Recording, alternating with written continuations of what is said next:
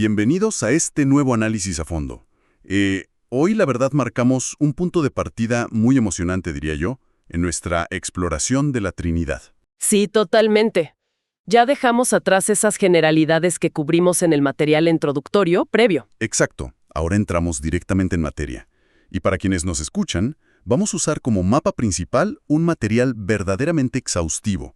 Es el tercer tomo de la colección Teología Bíblica y Sistemática. Ajá, el escrito por el teólogo Samuel Pérez Millos. Ese mismo, titulado Trinidad, Doctrina de Dios Uno y Trino. Y bueno, la misión de hoy, en este análisis a fondo, es sentar las bases absolutas de cómo se estudia a Dios. O sea, presentar lo que los académicos llaman la teología propia. Que suena muy técnico, pero es fascinante cuando lo desglosas. Claro, vamos a ver su propósito y sobre todo la metodología tan estricta que usan los eruditos para llegar a conclusiones firmes. Pero, al abrir estas páginas, de inmediato te topas con una paradoja enorme. La paradoja central de toda esta disciplina. Muy bien, vamos a desglosar esto. ¿Cómo es posible que una mente humana, que es estrictamente finita y limitada por el tiempo y el espacio, pueda siquiera intentar estudiar a un ser que es absolutamente infinito? Lo fascinante aquí es que esa aparente imposibilidad es de hecho el motor que impulsa toda la teología. O sea, el autor deja clarísimo desde la página 1 que no puedes simplemente sentarte a lanzar ideas al azar sobre Dios. Sería pura especulación. Exacto. Tienes que operar dentro de lo que se llama teología sistemática. Digamos que es el esfuerzo súper riguroso de organizar el conocimiento en doctrinas claras. Y dentro de ese paraguas enorme está nuestra rama de hoy. La teología propia. Sí, o teontología, como le dicen algunos textos, que se enfoca exclusivamente en la existencia y esencia de Dios en sí mismo. Y volviendo a tu pregunta sobre lo finito frente a lo infinito, el texto de Pérez Millos subraya que el conocimiento puramente intelectual de Dios es inalcanzable. O sea, por medios estrictamente humanos. Claro. La mente finita no puede abrazar o rodear lo infinito. Si lo intentamos solo con nuestra lógica empírica, llegaríamos a una indeterminación absoluta. Fíjate que esa idea de la indeterminación absoluta ilustra muy bien el problema. Es como intentar vaciar todo el océano en una taza de café. Esa analogía es perfecta. Es que el recipiente se desborda en el primer segundo. No captas ni una fracción del agua. Si solo dependiéramos de nuestra intuición o deducción, conocer el ser divino sería imposible. A lo mucho, observando el universo, podrías decir, bueno, hay una causa primera, un poder superior. Sí, pero los atributos específicos, su esencia real, quedarían totalmente ocultos. Entonces, ante esta barrera enorme para el intelecto humano, ¿cómo es que existen tomos de teología tan gruesos? O sea, ese puente entre la mente finita y el ser infinito no se puede construir desde nuestro lado del río. Y ese puente, precisamente, es el concepto de la revelación. Este estudio no parte de lo que el ser humano descubre por su propia genialidad. No es el ser humano buscando a Dios con una lupa. Para nada. El paradigma se invierte por completo. Es el ser infinito quien toma la iniciativa de revelarse para ser hallado. Y esa revelación, explica el autor, está escrita en la Biblia. O sea que el primer paso es guardar silencio y escuchar lo que la deidad dice sobre sí misma. Exactamente. Sin ese ancla de automanifestación, cualquier teología sería solo filosofía especulativa. Ahora, esa distinción es vital para quienes nos escuchan y quieren ver el panorama completo.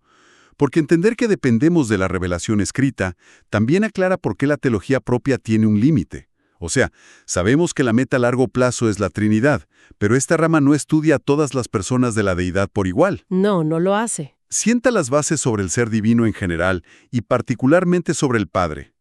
Si no entiendes la infinitud y la naturaleza base, no puedes avanzar.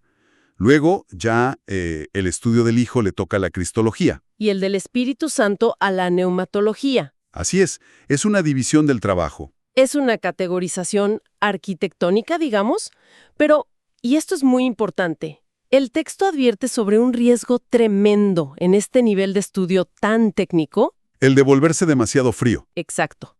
El peligro de reducir todo a un ejercicio intelectual estéril. Solo acumular datos para ganar debates. El autor es tajante. Vaciar esto de su propósito relacional es corromperlo. Entonces, ¿qué significa todo esto? ¿Cuál es el punto si no es llenar bibliotecas con libros incomprensibles? Bueno, aquí es donde entra Agustín de Hipona. El texto rescata dos preguntas de él que son maravillosas. En latín son quid mihi es, quid tibi sum ipse.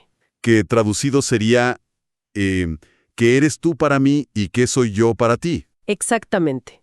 El propósito de la teología propia no es solo hacer un mapa teórico de Dios, sino establecer una relación. Es un acierto enorme del autor incluir eso, porque nos recuerda que, por muy rigurosa que sea la metodología, no estamos diseccionando un espécimen en un laboratorio. No es anatomía divina. Claro, transforma la recolección de datos en una búsqueda personal. Y si conectamos esto con el panorama general, para cualquier persona que escuche este análisis, la relevancia práctica es enorme. El objetivo no es alimentar nuestro ego intelectual creyendo que ya entendimos lo inefable. Al contrario, Te hace sentir pequeño. totalmente. Enfrentarte a la eternidad y omnisciencia divina debe generar el reconocimiento de nuestra pequeñez. El autor insiste en que el conocimiento teológico genuino te lleva al respeto reverente y a la adoración sincera. Me recuerda a cuando estudias astronomía. Cuando ves fotos de galaxias lejanas, no es para sentir que dominas el cosmos, es para asombrarte y ver lo pequeños que somos en comparación. Es un asombro transformador, un teólogo que solo se queda en lo abstracto, en el papel, y eso no cambia su vida diaria, pues simplemente ha fracasado en el propósito de la disciplina. Ahora bien, para llegar a ese asombro real y fundamentado, y que no sea solo una emoción de momento, necesitas trabajar duro. Aquí es donde se pone realmente interesante, porque cualquier disciplina seria necesita un método. Y la teología no es la excepción. El texto explica que hay que abandonar el método de ascenso y adoptar el método del descenso. O sea, el de ascenso sería tratar de construir una escalera desde nuestra lógica humana, observando la naturaleza, para tratar de alcanzar a Dios, que ya vimos que es inútil. Esa escalera humana siempre se va a quedar corta frente a lo infinito. Por eso los expertos usan el método del descenso, de arriba hacia abajo. Tomas la revelación escrita y la pasas por 3 filtros. El paso 1 son los datos. La selección de la información, claro. Exacto. Y bajo el principio de sola escritura, la Biblia como única fuente. Pero se usa un concepto que me encanta, el de ire ad fontes. Regresar a las fuentes originales. Sí, no puedes solo leer una traducción rápida y ya. Requiere lingüística, historia, geografía. Es un esfuerzo monumental. Debes navegar por idiomas antiguos y contextos políticos del Medio Oriente. Pero fíjate que el autor añade algo que separa la teología de otras ciencias. El intellectus fidei. Exacto, la comprensión de la fe. No puedes decodificar un texto sagrado con frialdad forense. Tienes que abordarlo con humildad, reconociendo que es revelación. Y a esto le suma la necesidad de una asepsia teológica. Me encanta ese término. Asepsia teológica. ¿Te imaginas a un cirujano lavándose las manos antes de operar? En la mente del investigador es desinfectarse de prejuicios. Es dificilísimo. Colosal. Imagina tratar de dejar toda tu carga cultural, tus dogmas personales, en la puerta antes de estudiar el texto. Renunciar a querer que el texto diga lo que tú ya crees. Pero es indispensable. Si no logras esa objetividad, los datos se contaminan desde el origen. Y bueno, una vez que tienes esos datos puros, pasamos al paso 2. La reflexión. Así es, donde analizas la información con el método gramático histórico literal, o sea, sintaxis, contexto histórico y el significado literal. Y esto plantea una pregunta importante sobre el rol de la filosofía en todo esto. Uy, ese debate es fascinante, porque en la Edad Media, con la escolástica, llegaron a decir que nadie podía ser teólogo si no era filósofo primero. El famoso nemo theologus nisi philosophus. Ese mero. Y el problema es que empezaron a usar a Aristóteles o a Platón para dictarle a Dios cómo debía ser. Empezaron a poner la filosofía humana por encima de la revelación. Construyendo la escalera de ascenso otra vez. Exactamente. Y el texto de Pérez Millos corrige esto tajantemente. Reconoce que la filosofía es útil, claro. Te da categorías para pensar, ayuda a estructurar ideas abstractas y a comunicarlas, pero jamás debe condicionar a la teología. Es una herramienta, no el jefe. Tal cual, la revelación no puede subordinarse a un sistema filosófico humano. Por eso el método usa otra regla de oro en latín. Sacra Scriptura sui ipsus interpex. La escritura se interpreta a sí misma. Eso es un contrapeso perfecto. O sea, para quienes nos escuchan, si encuentras un pasaje difícil, no vas a buscar la respuesta en un libro de filosofía externa. Buscas en otros pasajes más claros de la misma revelación. Es como armar un rompecabezas gigante. Si tienes una pieza que no encaja, no agarras una pieza de otra caja distinta y la metes a la fuerza.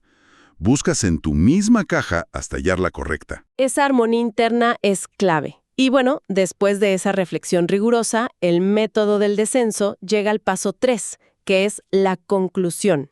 Que no es solo dar una opinión educada.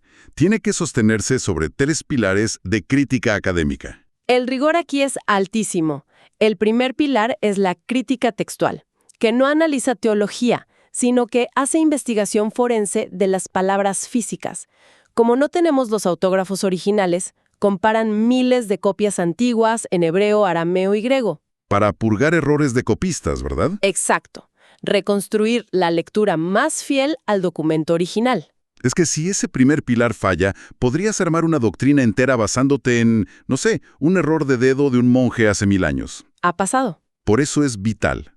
Luego, una vez que certificas las palabras, entra el segundo pilar, la crítica literaria, que se aleja de la palabra individual y mira la macroestructura, el género literario. O sea, no puedes leer un poema antiguo igual que un contrato legal o una crónica histórica. Y también se encarga de datar el escrito, conocer cómo se comunicaba esa sociedad. Y finalmente, el tercer pilar, la crítica histórica. Ah, ¿el contexto? Tienes que sumergirte en las tensiones políticas y culturales exactas de cuando se escribió. Porque si no, caes en el anacronismo, que es uno de los peores errores, agarrar un texto antiguo y forzarlo a que responda a debates sociopolíticos de hoy en día. Imponiéndole intenciones que el autor original jamás imaginó. Pero cuando una conclusión pasa por esos 3 filtros, textual, literario e histórico, sabes que tienes algo sólido. Y sobre todo, algo listo para aplicarse a la vida, cumpliendo el propósito de Agustín de Hipona que mencionamos. ¡Wow! Es que este recorrido desarma cualquier idea de que la teología es un estudio superficial. Son reglas de validación extraordinariamente estrictas. Y bueno, recapitulando este viaje para la audiencia, empezamos definiendo la teología propia, o teontología, como el estudio de la esencia de Dios. Partiendo exclusivamente de la revelación escrita. Exacto, porque nuestra mente finita no puede sola. Luego vimos que el propósito no es inflar el ego, sino la transformación y la adoración relacional. Y, finalmente, desglosamos este riguroso método del descenso. Datos puros, reflexión sin imposiciones filosóficas y una conclusión avalada por 3 niveles de crítica académica. Es un mapa metodológico que nos va a servir muchísimo para lo que viene. Definitivamente. Porque en futuros análisis nos vamos a meter de lleno en los misterios de la pluralidad y la unidad en el ser divino, la Trinidad pura y dura. Pero antes de despedirnos, creo que valdría la pena dejar una última idea en el aire para quienes nos escuchan. Sí, fíjate que hay una reflexión final muy provocativa que surge de todo esto. Hemos insistido en que nuestra mente humana es incapaz de abarcar lo infinito. Ajá. Pero pensemos en el mundo actual. Vivimos en un universo observable que está en constante y acelerada expansión. Los descubrimientos científicos de hoy, desde la física cuántica hasta las fotos de galaxias antiquísimas, nos muestran una realidad física infinitamente más vasta e intrincada de lo que cualquier filósofo antiguo pudo soñar. Cierto. La escala del universo es simplemente abrumadora. Entonces, la pregunta es, ¿acaso esta inmensidad cosmológica hace que la idea de un Dios creador parezca aún más inabarcable, alejándonos más de lo infinito? ¿O será que, paradójicamente, la ciencia moderna está funcionando como una revelación natural amplificada? Como si nos estuviera dando nuevos datos de nuestra propia pequeñez. Exacto, datos observables que preparan el terreno intelectual para ese asombro reverente que exige la teología propia. Es un misterio abierto fascinante, una gran manera de cerrar este análisis. Queda ahí para la reflexión personal de cada quien.